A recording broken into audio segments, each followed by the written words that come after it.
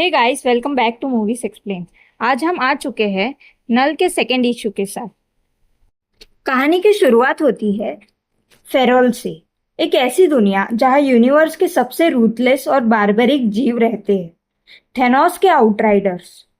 ये सिर्फ सोल्जर्स नहीं, बल्कि इस दुनिया के अपेक्स प्रेडिटर्स हैं, जिन्हें शिकार और हिंसा के लिए बनाया गया था। फेरोल के ऊपर लो ऑर्बिट में थेनोस अपनी शिप से उन्हें देख रहा है, लेकिन अब हालात बदल चुके हैं। प्लेनेट पर ना कोई दुश्मन बचा है और ना ही शिकार। जिस पर्पस के लिए आउटराइडर्स को बनाया गया था, वही खत्म हो चुका है। बिना किसी डायरेक्शन के उनकी हिंसा की भूख उनके ही खिलाफ मुड़ने लगती है। वो एक दूसरे पर हमला कर रहे हैं, एक दूसरे को मार रहे हैं और धीरे धीरे खुद को ही खत्म कर रहे हैं। अपनी फितरत को कंट्रोल करना उनके लिए नामुमकिन था, और सच तो ये है कि थेनोस ने उन्हें इसी तरह डिजाइन किया था। ये सब देखने के बाद थेनोस फैसला करता है कि अब वक्त आ गया है वापस कंट्रोल संभालने का। वो शिप को ऑर्बिट में ही रुकने का आदेश देता है और खुद फेरोल की तरफ बढ़ता है। कुछ ही पलों में थेनोस प्लेनेट पर उतरता है। उसकी लैंडिंग इतनी जबरदस्त होती है कि आसपास मौजूद आउटराइडर्स झटके से दूर जा गिरते हैं। जब धूल सेटल होती है, थेनोस आउटराइडर्स की पूरी फौज के सामने खड़ा नजर आता है, अपने मौजूदगी और अथॉरिटी का एहसास कराते हुए। वो उन्हें अपनी तरफ बुलाता है, लेकिन आउटराइडर्स के पागलपन में अब क्रिएटर और दुश्मन के बीच कोई फर्क नहीं बचा था। उन्हें सिर्फ एक ही चीज समझ आती थी, हमला करना और तबाही मचाना। जैसे ही थेनोस उनके सामने आता है, पूरी फौज उस पर टूट पड़ती है। लेकिन थेनोस से टक्कर लेना इतना आसान नहीं था। आउटराइडर्स की जो अनंत भूख, हिंसा और तबाही की इच्छा थी, वो असल में थेनोस की ही डिजायर का एक छोटा सा हिस्सा था। वो उनका क्रिएटर था। थेनोस बिना किसी मुश्किल के एक के बाद एक आउटराइडर को कुचलता चला जाता है। कुछ ही देर में पूरी फौज हार चुकी है। दर्द और हार के बीच आखिरकार उन्हें एहसास होता है कि वो किसके सामने खड़े हैं। जो आउटराइडर्स कुछ पल पहले अपने क्रिएटर पर हमला कर रहे थे, अब वही उसके सामने झुक जाते हैं। उनका पागलपन और बगावत दोनों ही खत्म हो चुके हैं। लड़ाई समाप्त हो चुकी थी और पूरी फौज ने थेनोस के सामने सरेंडर कर दिया था। इसके साथ ही थेनोस अपने प्लान का पहला कदम पूरा कर लेता है। अपने भटकते हुए योद्धाओं को फिर से एकजुट करने के बाद वो उन्हें आने वाली तैयारियों का आदेश देता है। इसी बीच कहानी का दूसरा पहलू डीप स्पेस में आगे बढ़ता है। अंधेरे के बीच नल की स्पेसशिप अपनी मंजिल की तरफ बढ़ रही थी। सफर लंबा था और उसने नल को पहले से कई ज्यादा कमजोर कर दिया था, लेकिन इतनी आसानी से हार मान लेना उसकी फितरत में नहीं था। अपने थ्रोन से उठकर वो स्पेसशिप की खिड़की के पास आता है और बाहर फैला हुआ लाल और जलता हुआ कॉस्मोस देखता है। यह मंजर उसके लिए नया नहीं था। उसे वो दौर याद आता है जब अनंत अंधेरा और कॉस्मिक एबिस उसके अधीन था। एक ऐसा समय जब पूरी वॉइड पर सिर्फ उसका राज चलता था और वो पल भर में उसकी सीमाओं को पार कर सकता था। लेकिन उस दौर में भी उसका एक दुश्मन था, ऐसा दुश्मन जो उसके अंधेरे का बिल्कुल उल्टा था, God of light.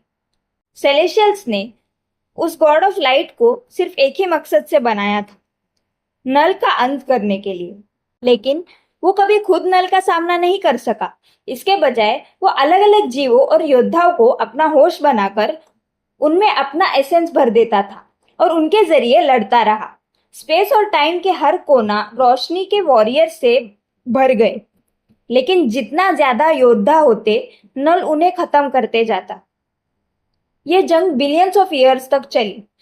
God of light बार बार नए वॉरियर्स को अपनी शक्ति देता, लेकिन नल उन्हें एक एक करके मिटाता चला जाता था। जितनी बड़ी फौज उसके सामने खड़ी होती, उतनी ही बड़ी तबाही नल मचाता था। आखिरकार गॉड ऑफ लाइट ने अपनी रणनीति बदल दी।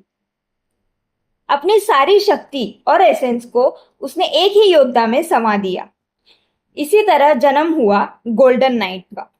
उसके हाथ में थी स्पीयर ऑफ लिविंग ब्राइटनेस, और पहली बार ऐसा लगा कि शायद कोई नल को रोक सकता है।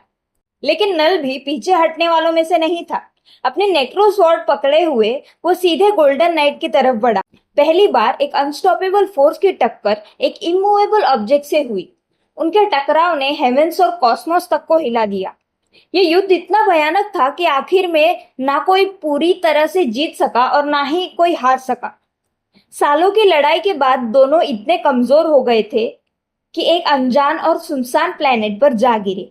दोनों लगभग बेजान पड़े थे और तभी किस्मत ने एक तीसरे खिलाड़ी को मौका दे दिया, गौर।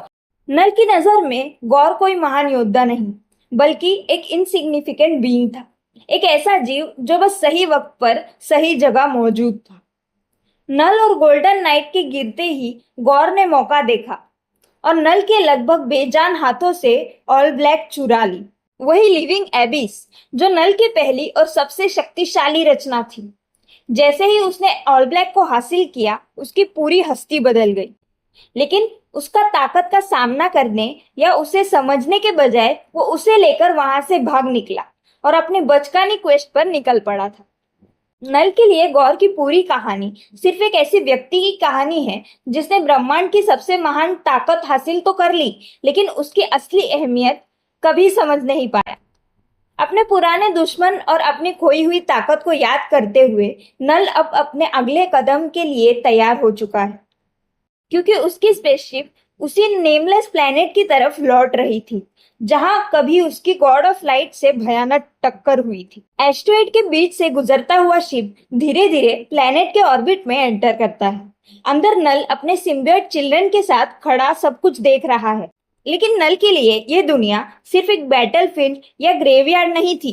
गोल्डन नाइट के साथ उस जंग के बाद जब वो रिकवर हुआ तो इसी सुनसान और मृत दुनिया पर उसने एक नई शुरुआत की थी। ड्राइड बोन्स और बर्बादी के बीच उसने पहली बार अपने सिम्बियोट्स को जन्म दिया था। यही वो जगह थी जहां उसकी रेस की शुरुआत हुई थी। जैसे जैसे स्पेसशिप प्लेनेट की तरफ डिसेंड करती है, नल अपनी इस पहली क्रिएशन को याद करता है। उसे ये बात हमेशा अजीब लगती थी कि जिस जगह पर उसने इतनी मौत और विनाश देखा है, वही जगह उसके लिए नई जिंदगी और जन्मस्थल भी बनी। और अब कई युगों बाद नल एक बार फिर उसी जगह लौट रहा था। नल अपने सिम्बियोट चिल्ड्रन के साथ प्लेनेट पर उतरता है, लेकिन यहाँ का माहौल उनके लिए बिल्कुल भी अनुकूल नहीं था। इस दुनिया पर अब भी गॉड ऑफ लाइट की शक्ति का असर मौजूद था। स्पीयर ऑफ लिविंग ब्राइटनेस की रोशनी पूरी प्लेनेट में फैल चुकी थी और वही रोशनी नल और उसके क्रिएशंस के लिए जहर जैसी थी। शिप से बाहर निकलते ही सिम्बियोट्स दर्द से तड़पने लगे थे। उनकी लिविंग एबिस से बनी बॉडीज धीरे धीरे उस रोशनी में घुलने लगी थी। नल खुद भी उस जलन और कमजोरी को महसूस कर रहा था। सबसे ज्यादा उसे अपने चिल्ड्रन का दर्द महसूस हो रहा था, लेकिन अब वापस मुड़ने का कोई रास्ता नहीं था। नल जानता था कि जिस चीज की उसे तलाश है वो इसी प्लेनेट पर मौजूद है। इसीलिए वो अपने सिम्बियोट्स को पीछे छोड़कर अकेला आगे बढ़ता है। अपनी कमजोर हालत में भी वो उस वेपन की शक्ति को महसूस कर पा रहा था। उसे यकीन था कि जिस चीज ने कभी उसे हराने की कोशिश की थी, वही अब उसके बचने की आखिरी उम्मीद भी बन सकती है। अब ये मिशन सिर्फ एक खोज नहीं रहा था, यह नल और उसकी पूरी रेस का सर्वाइवल का सवाल था। लेकिन जब नल इस जलती हुई दुनिया पर अपनी मंजिल की तरफ बढ़ रहा था, तब कोई और भी उसकी हर हरकत पर नजर रखे हुए था। डेडेलस 5 पर हेला अपने जनरल के साथ नल को देख रही थी। दूर से ही साफ नजर आ रहा था कि उस रोशनी भरे प्लेनेट पर नल धीरे धीरे कमजोर होता जा रहा है। लेकिन जहां नल की ताकत घट रही थी, वही हेला और ज्यादा शक्तिशाली बनती जा रही थी।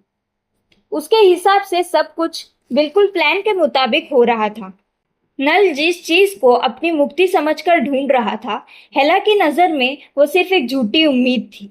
हर कदम के साथ नल अपनी ही शक्ति खो रहा था और वही शक्ति हेला तक पहुंच रही थी।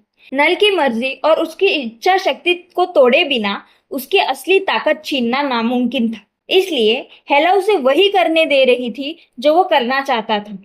अनजाने में नल खुद ही हेला को उसके पूरे पोटेंशियल के करीब पहुंचने में मदद कर रहा था। कम से कम हेला को तो यही लग रहा था, लेकिन उसका जनरल इतना निश्चित नहीं। उसके मुताबिक नल भले ही अपने पुराने रूप की सिर्फ एक परछाई रह गया हो, लेकिन वो अब भी उतना ही ज्यादा जिद्दी और अगर किसी तरह वो अपने गोल तक पहुंच गया तो हालात बहुत खतरनाक हो सकते थे। फिर भी हेला को इस बात की कोई चिंता नहीं थी। उसके लिए नल अब सिर्फ एक मोहरा था, जो उसी रास्ते पर चला जा रहा था जो उसने उसके लिए तय किए थे। और उसे पूरा यकीन था, इस वेपन की तलाश में नल इतनी दूर आया है, उसे वो कभी हासिल नहीं कर पाएगा। जनरल के बाद धीरे धीरे सच साबित होती नजर आती है। नल हर गुजरते पल के साथ और कमजोर हो रहा था, लेकिन साथ ही और ज्यादा खतरनाक भी। नेमलेस प्लेनेट पर रोशनी उसके शरीर को लगातार जला रही थी। उसकी ताकत खत्म होती जा रही थी और हर कदम पहले से ज्यादा मुश्किल लग रहा था। एक पल के लिए वो रुकता है, खुद को संभालने की कोशिश करता है, लेकिन आगे बढ़ने का इरादा वो नहीं छोड़ता, क्योंकि उसके पास अब कोई और रास्ता नहीं बचा था। अपने बच्चे की आखिरी उम्मीद तक पहुंचने के लिए उसे उसी रोशनी की तरफ जाना पड़ रहा था जिससे वो पूरी जिंदगी नफरत करता आया था। दर्द और कमजोरी के बावजूद नल अपनी मंजिल की तरफ बढ़ता जा रहा था। तभी उसे एहसास होता है कि वो इस प्लेनेट पर अकेला नहीं है। कुछ आवाजें और कुछ मौजूदगियां उसे बताती है कि कोई उस पर नजर रखे हुए है। जो दुनिया उसे सुनसान और मृत लग रही थी, वो उतनी खाली नहीं थी जितनी उसने सोचा था। खतरे का एहसास होते ही नल तुरंत सतर्क हो जाता है।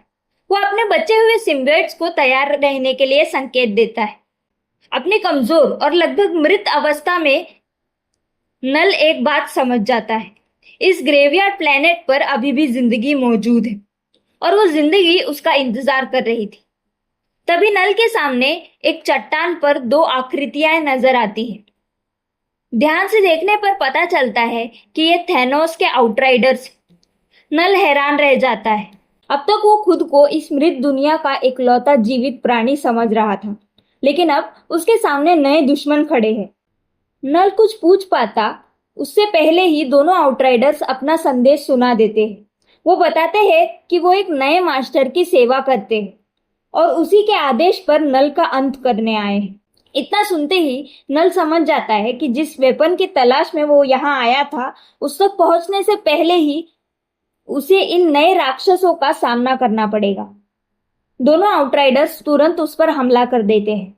बेशक नल कमजोर हो चुका था, लेकिन किंग इन ब्लैक अभी भी आसानी से हार मानने वाला नहीं था। जैसे ही दोनों उसके करीब पहुंचते हैं, नल बिजली की तेजी से पलटवार करता है। कुछ ही पलों में एक आउटराइडर दो टुकड़ों में बंट जाता है और दूसरा जमीन पर गिरकर मर जाता है। लेकिन यह सिर्फ शुरुआत थी। लड़ाई की हलचल बाकी आउटराइडर्स तक भी पहुंच चुकी थी। अगले ही पल हर तरफ से ब्लैक एंड गोल्ड आर्मर पहने आउटराइडर्स घाटी में उतरने लगते हैं। धीरे धीरे पूरा इलाका उनसे भर जाता है और नल चारों तरफ से घेर लिया जाता है। इस हालात में इतनी बड़ी फौज का सामना करना उसके लिए नामुमकिन था। रोशनी पहले ही उसके लिविंग एबिस से बने शरीर को अंदर तक कमजोर कर चुकी है। दुश्मन बहुत ज्यादा थे और नल के पास बची हुई ताकत बहुत कम। एक के बाद एक हमलों के बीच नल लड़खड़ा कर घुटनों पे आ जाता है। तब उसे एहसास होता है कि यहाँ रुककर लड़ना मौत को बुलाने जैसा है। इसलिए वो एक नया फैसला करता है। अपनी बची कुची ताकत जोड़कर नल अपनी मंजिल की तरफ बढ़ने लगता है। जो भी आउटराइडर उसका रास्ता रोकता है, वो उसे खत्म करता हुआ आगे बढ़ता रहता है।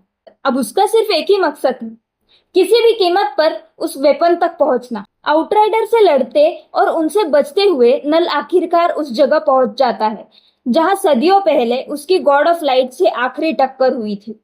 लेकिन वहां पहुंचते ही उसके कदम रुक जाते हैं। उसके सामने जो मंजर था, उसकी उसने बिल्कुल भी उम्मीद नहीं की थी। जिस ऑल लाइट स्पीयर की तलाश में वो इतनी दूर आया था, जिस वेपन को वो अपनी बची हुई उम्मीद समझ रहा था, अब वो उसके लिए उपलब्धि नहीं थी, क्योंकि वो पहले ही किसी और के हाथ लग चुकी थी। सामने मैड टाइटन थेनोस खड़ा था और ऑल लाइट स्पीयर उसकी मुट्ठी में चमक रही थी। एक पल में नल सब समझ जाता है।